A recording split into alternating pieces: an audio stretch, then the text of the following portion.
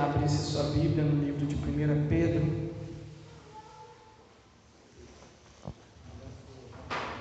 1 Pedro, capítulo de número 4.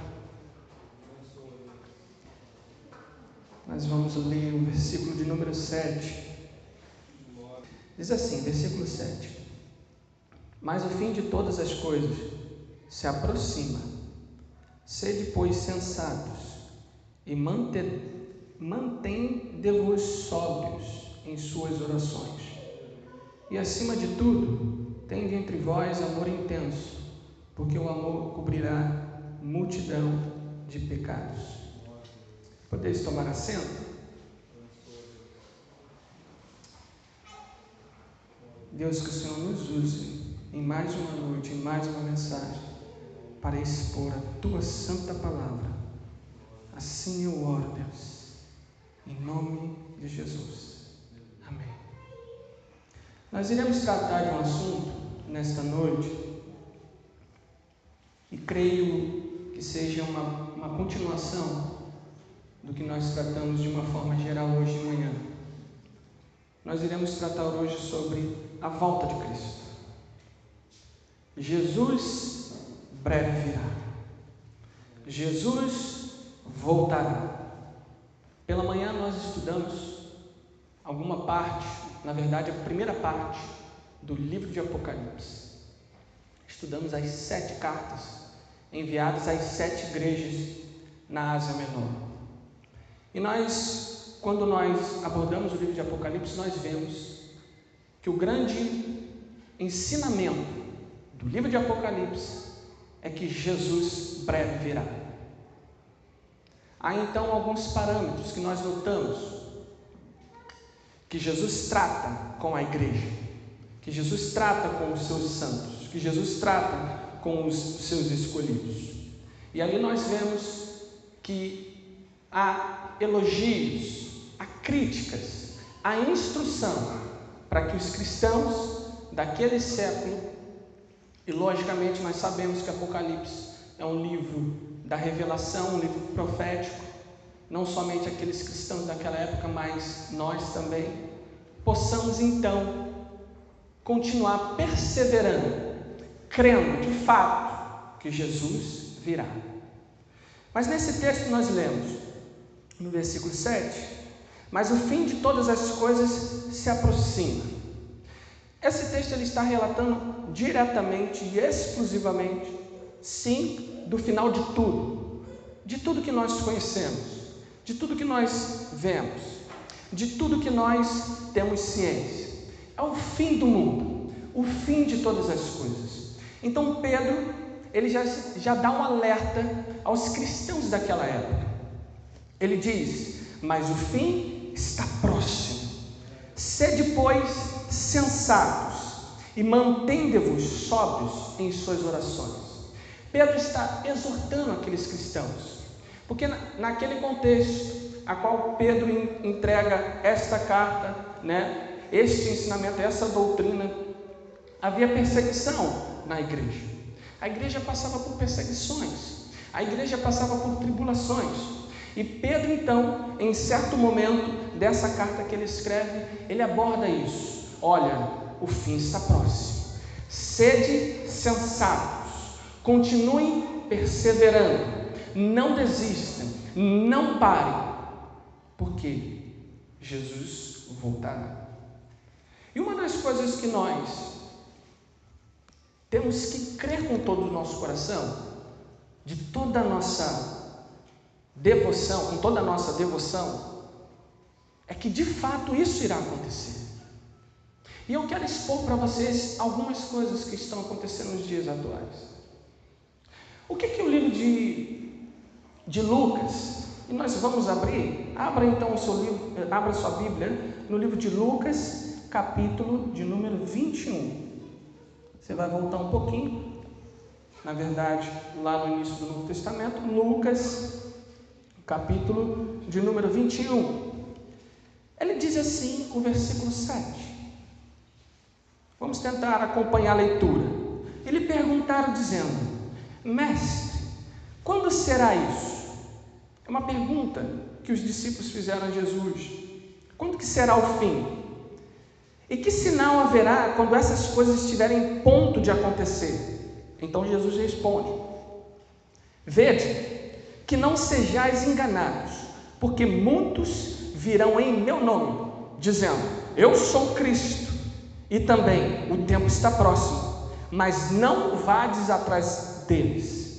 Quando ouvides de guerras e de sedições, não vos alarmeis, porque é necessário que estas coisas aconteçam primeiro, mas o fim não será imediatamente. Gostaria de parar aqui, pelo menos até esse primeiro momento.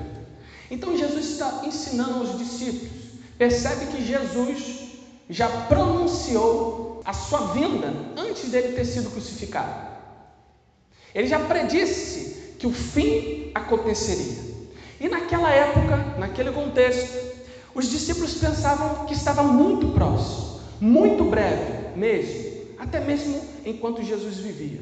Tanto que eles perguntam: quando que isso se dará? Jesus então deixa um alerta para eles: virá alguns em meu nome. E eu quero me ater a isso aqui. O que nós temos visto nas igrejas, o que nós temos visto no mundo afora? Muitos que se dizem o Cristo, muitos que se dizem eu sou, que se dizem a encarnação do próprio Cristo. Você tem uma igreja que nós mencionamos hoje pela manhã, nós temos uma igreja que o seu líder dizia ser Cristo, e que o seu corpo seria glorificado, ele morreria e voltaria, retornaria com o corpo glorificado. Até hoje isso não aconteceu. Ele morreu e ainda continua morto, e continuará. Então nós temos visto sinais de que falsos mestres, falsos cristos têm surgido, não somente dentro daquilo que se diz igreja, mas também pelo mundo afora. Nós temos homens assim, nós temos visto esses sinais, e é algo que nós devemos nos atentar. Nós devemos colocar em nossos corações, ou melhor, nos atentarmos para isso, porque o que Jesus disse certamente acontecerá. As promessas dele, que é uma promessa que ele fez, certamente acontecerá. E nós temos que ter essa ideia. Não é somente também os falsos cristos que surgiram, mas o que ele diz após: rumores de guerras, o ódio, o amor de muitos se esfriando, a iniquidade crescendo. Irmãos, nós não temos mais tempo para perder em relação ao Evangelho. Nós temos que nos decidir quem de fato nós somos. Nós temos que nos decidir se realmente eu estou em Cristo ou estou no mundo. Nós vemos isso na igreja de Laodiceia. A igreja de Laodiceia recebe a crítica de Jesus. Não era fria e não era quente. Nós não temos mais tempo, porque os sinais estão claros. E se nós não colocarmos essa ideia no coração, certamente, possivelmente, em nossa geração, em nossa era, se assim for, Jesus virá e muitos ficarão. Muitos ficarão. Por isso que no texto de 1 Pedro ele fala: olha só, sede sensatos e mantenham as orações, as suas súplicas, mantenham-se buscando a Deus de coração intenso, mantenham-se se devotando a Deus, mantenham-se se desviando do pecado, dizendo não ao pecado, lutando, combatendo. Não seja tão somente um cristão trôpego, um cristão que não consegue caminhar, toda hora cai, Sim, nós somos pecadores, eu sei disso, nós somos falhos, essa carne nos condena, o nosso pecado nos esbofeteia, eu sei disso, mas nós temos que combater, nós temos que lutar. Jesus breve virá, ele resgatará os seus. E se Jesus não vir nessa geração, não se importe não, você irá até ele. Tem importância não. Se ele não vir, nós vamos até Ele.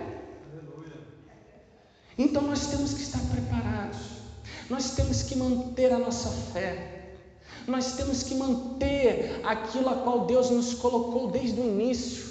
O dom da fé é dele, procede dele, ele concedeu pela sua graça, pela sua misericórdia. E agora você tem que desempenhar o seu papel no reino. Qual é o seu papel no reino? Não sei, você tem que buscar em Deus. Mas você tem que desempenhar, tem que desenvolver, tem que sair da inércia. Sair da inércia. Nós não podemos nos enganar. Nós temos visto. Agora surgiu mais um rumor de guerra. E esse rumor de guerra é um rumor de guerra mundial. De questões globais. Está envolvido Estados Unidos, Rússia, a Coreia e os países do Oriente. Irã mais uma vez declara: iremos varrer Israel do mapa. Nós bem sabemos que isso nunca vai acontecer. Mas estão aí. Os rumores de guerra estão aí. Olhai, vede os sinais.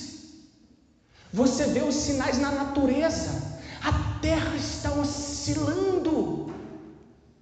A terra está oscilando, clamando pela volta do seu Senhor.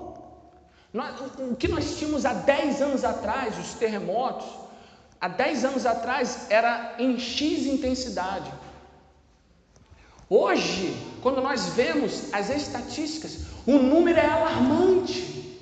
O que tinha, por exemplo, de um terremoto a cada 3 meses, é claro que estamos dando um exemplo, agora está havendo 5, 10 terremotos a cada 3 meses. Os sinais estão óbvios, os sinais estão claros, e nós temos que nos atentar para isso, voltar para os princípios de Cristo, voltar para a essência da palavra, voltar a buscar a Deus de todo o coração, pedindo perdão, clamando pelo perdão por causa dos nossos pecados, nos arrependendo. Esse deve ser a sua atitude como cristão, e nós temos que considerar isso. Então no versículo 9 ele diz: quando ouvides de guerras e sedições, não vos alarmeis. Ele está até dizendo, olha só, vai acontecer. É necessário que isso tudo venha acontecer. Todas esses rumores, né, essas guerras, é necessário. Para quê? Para que o Filho do Homem então venha, para que a mensagem do Evangelho seja proclamada em todo o globo. E nós sabemos que com o avanço da tecnologia, a mensagem está chegando em muitos lugares que nem sonhavam em chegar. Muitas tribos, homens que nem sequer, uma vez na vida, e existem lugares assim, irmãos, não ouviram do Evangelho, estão tendo o Evangelho, agora nas suas próprias línguas.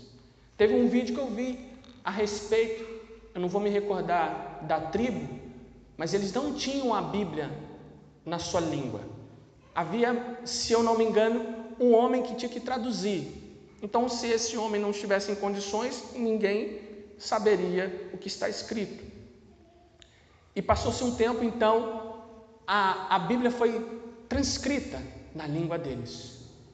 Aquele povo, quando recebe a palavra de Deus, você vê a alegria, você vê o gozo, você vê a felicidade, porque eles têm agora a palavra de vida. E nós temos esse compêndio doutrinário, essa magnitude em mãos, esse prêmio em mãos, esse ouro em mãos, esse tesouro em mãos, que é a palavra de Deus, para nos despertar, para nos exortar, para nos corrigir, para que possamos então, de fato, sermos cristãos verdadeiros, aqueles que creem e esperam no Senhor. Tão somente esse dia, como também, se não acontecer nessa geração, esperar então, no caso, a nossa morte, para que nos encontremos com Ele. E nós temos que ter isso, nós temos que ter. Então ouvireis rumores de guerras. E no versículo 10 ele então irá complementar ainda mais: nação se levantará contra nação, reino se levantará contra reino. Haverá grandes terremotos, falamos aqui, em diferentes lugares, fomes e pestilências ou pestes, e haverá terror e grandes sinais nos céus. Talvez nós sejamos a geração que esteja mais próximo disso. Olha o que a palavra de Deus diz, que a vinda do Senhor seria como os dias de Noé. Casavam-se, davam-se em casamento, bebiam, até que um dia veio o dilúvio. Pegaram eles despercebidos. É como se uma pessoa, um atalaia, um mensageiro estivesse dizendo: um salva-vidas estivesse dizendo aos indivíduos que estão na praia: ei, está vindo um tsunami. Ei, despertem, está vindo um tsunami. Saiam da areia. Saiam daí. Salvem suas vidas. Saiam. Salva a vida despertando aqueles que estão na praia. Mas o pessoal ainda está lá, jogando futebol, jogando vôlei, aproveitando o dia, pegando onda, e um tsunami vindo para devastar. Irmãos, a vinda de Cristo para os que são deles, para os que esperam neles, é gloriosa, mas para aqueles que ainda não estão nele, é juízo. É juízo. É juízo. Ele breve virá. Versículo 12 ele diz: mas antes de todas essas coisas, vos lançarão mão, perseguir-vos-ão, e vos entregarão às sinagogas e aos cárceres. Serão levados diante de reis, diante de governadores, por causa do meu nome. É claro que Jesus falou isso aqui para aqueles discípulos. Ele está dizendo: olha só, alguns de vocês padecerão. Alguns de vocês sofrerão perseguições. E quando nós olhamos para a história da igreja, quando nós olhamos para a igreja primitiva, e logicamente a sequência dela, nós vemos que cristãos foram perseguidos. Mas isso já era algo que o Senhor mesmo predisse. E nós temos visto isso nos tempos atuais. Não em nosso país, não talvez na América do Sul, ainda não, na América do Norte, mas quando você olha ali para a África, uma parte do continente africano ali, quando você olha para uma parte da Ásia, quando você olha para o Oriente Médio, as perseguições são intensas, cristãos são mortos e eles entregam suas vidas por causa de Cristo. Nós temos visto os sinais estão aqui, os sinais estão aí. Então nós precisamos despertar, nós precisamos ter um choque de realidade, acordarmos, olharmos para nós, fazermos uma autoanálise. Eu estou caminhando verdadeiramente com Cristo? Eu estou andando verdadeiramente com Jesus? Eu decidi de fato caminhar com Ele? Eu estou de acordo com o trilho que Ele colocou? Ele colocou um trilho, um caminho para que eu possa sair. Eu estou indo nesse caminho ou estou querendo sair desse caminho e fazer um caminho mais curto? Não adianta. Tem que ser por onde Cristo definiu. Se Ele definiu um caminho que vai ser em meio à tribulação, meu irmão, o que teme? Se Deus está contigo, você vai ter que passar.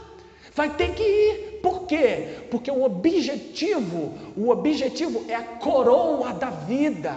O objetivo é a salvação, é o prêmio maior. O objetivo é estar com Cristo nos céus. Esse é o objetivo. Nós estamos, muitas vezes, nos atentando só no hoje, só no presente, só no aqui, só no agora, só naquilo que Deus pode fazer. E nós temos que nos atentar, não, eu tenho que caminhar independente de que Deus fizer na minha vida, eu vou caminhar com Ele, porque eu sei que meu Senhor breve virá, e se Ele não vir nessa geração, enquanto eu estiver vivo, eu vou ao encontro dEle. Temos esse desejo, temos essa vontade de um dia estarmos com Cristo. Essa vida certamente passará. Daqui a 50, 100 anos, praticamente quase ninguém que está, praticamente não, todos que estão aqui nesse auditório já não mais estarão vivos. Teremos passado e virá a eternidade. Irmãos, é sério demais. A igreja precisa despertar. E o que tem acontecido? Falsos profetas têm entrado no meio da igreja. Falsos líderes, um falso evangelho, um evangelho que é diluído, um evangelho diminuto, pequeno. Nós temos visto isso, nós temos que despertar para a realidade. Nós não podemos nos entregar a isso, nós não podemos aceitar nesse quesito das heresias, mas é necessário que isso aconteça, é necessário. Só que temos que ter ciência, temos que ter conhecimento. Então aqui ele irá discorrer ainda mais a respeito de sua volta. Depois, nos versículos de número 20 a 24, ele vai falar da grande tribulação. Nós não vamos entrar nesse mérito de escatologia, não vamos entrar nesse mérito de que Jesus virá antes da tribulação ou depois. Não é esse contexto que nós queremos tratar. Nós queremos tratar tão simplesmente de que devemos crer que Jesus de fato virá. E se você é um cristão verdadeiro, você deve ter isso em mente. Jesus virá.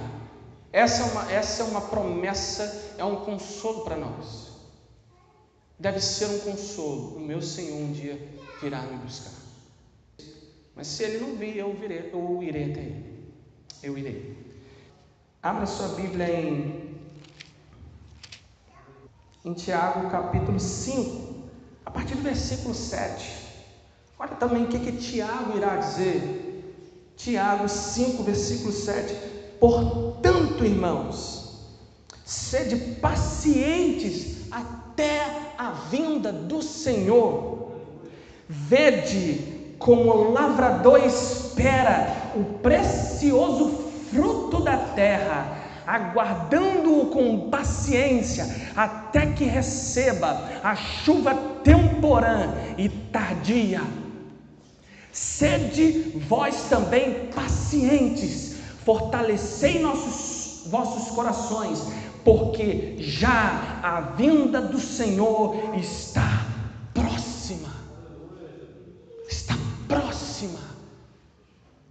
Sede paciente, esperem.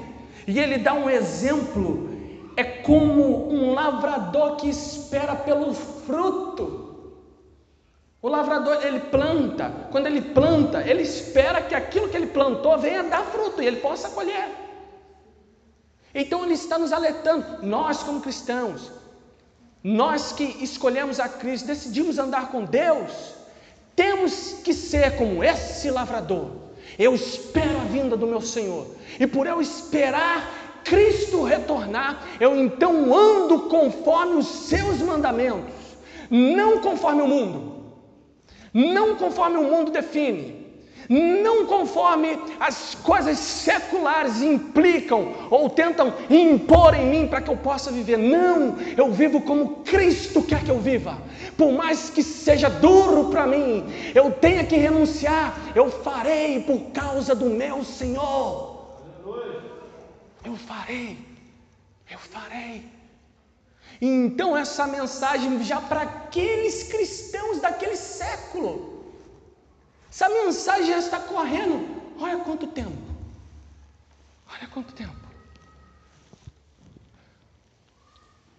Jesus virá.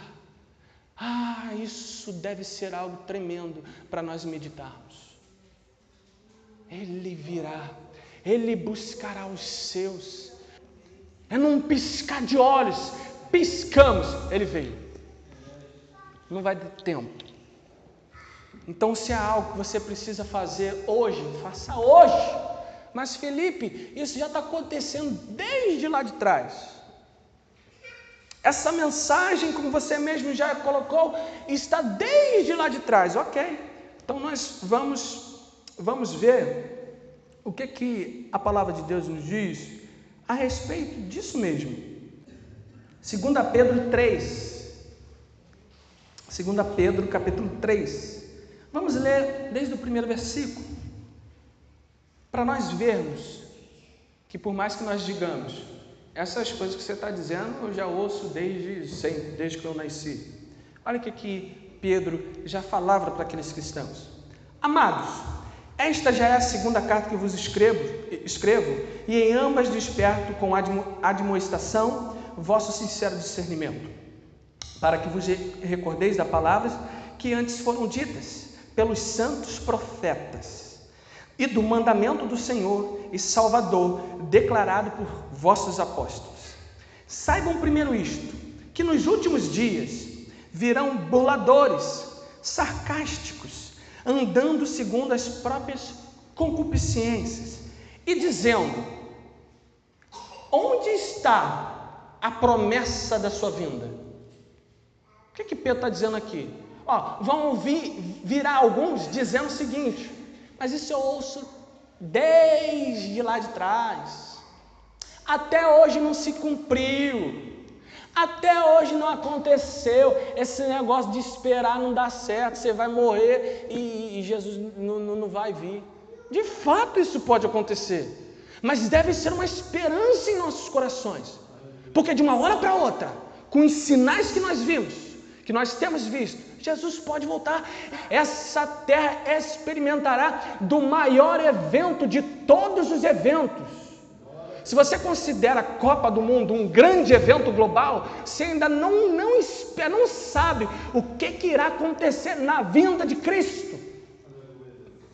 Então ele diz no versículo 4: onde está a promessa da sua vinda? Porque desde o dia em que os pais dormiram, todas as coisas permanecem como estavam desde o princípio da criação. Olha como é que isso é atual. Olha como é que nós pensamos aquilo que está escrito aqui. Estes ignoram voluntariamente que desde os tempos antigos existiram pela palavra de Deus os céus e também a terra, surgida da água e assentada no meio das águas, pelo que o mundo de então pereceu afogado em água. Está falando do dilúvio. Mas os céus e a terra atuais estão reservados pela mesma palavra, guardados para o fogo no dia do juízo e da perdição dos homens ímpios. E ele vai: mas, ó amados, não ignoreis isto, que para o Senhor um dia é como 1000 anos, e 1000 anos como um dia. O Senhor não retarda a sua promessa, segundo alguns ainda tem por demorada, porém Ele é longânimo conosco, não querendo que ninguém pereça, mas que todos venham a se arrepender. Todavia, o dia do Senhor virá como ladrão na noite. Os céus desaparecerão com grande estrondo, os elementos ardendo serão desfeitos, e a terra e as obras que nela há serão queimadas. Precisa de mais alguma coisa aqui? Cristo voltará, e com Ele, para os ímpios, trará juízo. Trará juízo. E eu quero dizer algo. Eu creio não, é algo que acontece. Ainda existem muitos ímpios dentro de igreja. Dentro de igreja. Ainda existem muitos bodes ainda. Não são ovelhas. Não foram transformados. Não foram regenerados. não se arrependeram dos seus pecados. Há uma necessidade grotesca da nossa parte de nós nos arrependermos, porque nós transgredimos contra Deus. Davi, ele dirá: do ventre da minha mãe eu fui gerado em pecado. Desde o ventre fui gerado, já saiu um menino pecadorzinho, só ainda não se manifestou o pecado, mas eu sou pecador, muito pequenininho. Nós somos assim. Em Gênesis irá dizer que nós somos maus desde a meninice, desde jovem, desde criança. Então nós devemos nos render, temos que nos arrepender, temos que buscar a Deus e crer nessa promessa. Essa é uma promessa de fato. Essa é uma promessa. Não fica muito preso ao que Deus dá, não. Deus vai dar carro, casa. Se prenda nisso. O Evangelho é para salvar pecadores do juízo. É para nos salvar, para nos conduzir ao caminho da eternidade. É para nos conduzir ao caminho correto. E esses caminhos não é um fardo pesado, não é penoso. Não é algo que é difícil de trilhar, que ninguém vai conseguir trilhar. Pela lei, no caso, pela lei, de fato você vai cumprir pela lei, os 10 mandamentos você vai cumprir daqui a pouco em um você vai quebrar. Você quebra pela lei, você quebrou todos, já era, não tem jeito. Por isso que é pela graça, pela infinita graça de Deus. Então que nós estejamos cônscios disso, sábios disso, consciente, nos preparando para esse dia, não de uma forma religiosa, não com dogmas humanos, não pela religião em si, mas por causa de Cristo, por causa do amor a Deus. É como a igreja de Éfeso, nós não podemos perder o primeiro amor, e Deus fala à igreja de Éfeso: volte ao primeiro amor, volte a exercer o primeiro amor. Você perdeu o primeiro amor. Eu sei que você tem doutrina, eu sei que você conhece, mas está faltando o primeiro amor. Instrução de Jesus para a igreja de Éfeso. Queridos, que essa mensagem ela venha sobre nós e permaneça sobre nós, crendo de fato que Jesus virá. Segunda carta aos Tessalonicenses, capítulo 2, aí ele dirá: quanto à vinda do nosso Senhor Jesus Cristo e nossa reunião com Ele, nós vos rogamos, irmãos, que não vos demovais facilmente de vosso modo de pensar, e não vos perturbeis nem por espírito, nem por palavra, nem por epístola, como se fosse nossa, no sentido de que o dia do Senhor chegara. Ninguém de nenhum modo engane a vós, porque não será assim, sem que antes venha a apostasia, se manifeste o homem do pecado, o filho da perdição. Vamos só até aqui. Algo interessante que Paulo aborda de Tessalônica é porque essa ideia da volta de Cristo realmente estava percorrendo por essa igreja. Só que eles estavam até deixando de trabalhar por conta disso. Jesus breve virá, então não preciso fazer nada. Então Paulo exorta eles e fala assim: olha só, não vos engane com isso. Terá que acontecer algumas coisas para que Jesus volte. E algo que Paulo coloca aqui nesta carta aqui também é interessante, nós não vamos nos aprofundar nesse quesito, mas é algo que nós devemos notar, é que quando ele fala da apostasia, é uma das características da vinda de Cristo. Uma das características de que Jesus breve virá é a apostasia. Quantos têm negado a fé? Quantos têm deixado Cristo ressurreto? E até mesmo indo para outras religiões, negligenciando aquilo que eles receberam. Apostasia. Estão apostatando da fé, não estão mais dando crédito a Deus. São os sinais. Então nós temos visto os sinais na política. Você está vendo política como é que está. Em todo o globo, não é só aqui no Brasil, não. Você está vendo sinais na economia? Você está vendo sinais na natureza? Você está vendo sinais dentro das igrejas? Vede, olhai. Quando vistes os sinais, sabei que eu estou à porta. Nós temos que crer nisso. Por mais, eu quero frisar mais uma vez, para que você grave na mente, guarde no coração. Por mais que ele não volte nessa geração, e às vezes eu tenho minhas dúvidas quanto a isso, mas por mais que ele não venha nessa geração, eu estou esperançoso, porque essa é uma promessa dele. E por eu estar esperançoso nesse dia, eu trato da minha alma, eu persevero. Era isso que os discípulos estavam tentando passar para os cristãos. Olha só, ele virá, mas vocês têm que perseverar. Perseverem até o final. Vão até o final. Por quê? Porque aqueles que perseverar até o fim, esses serão salvos. Os salvos são aqueles que vão até o final.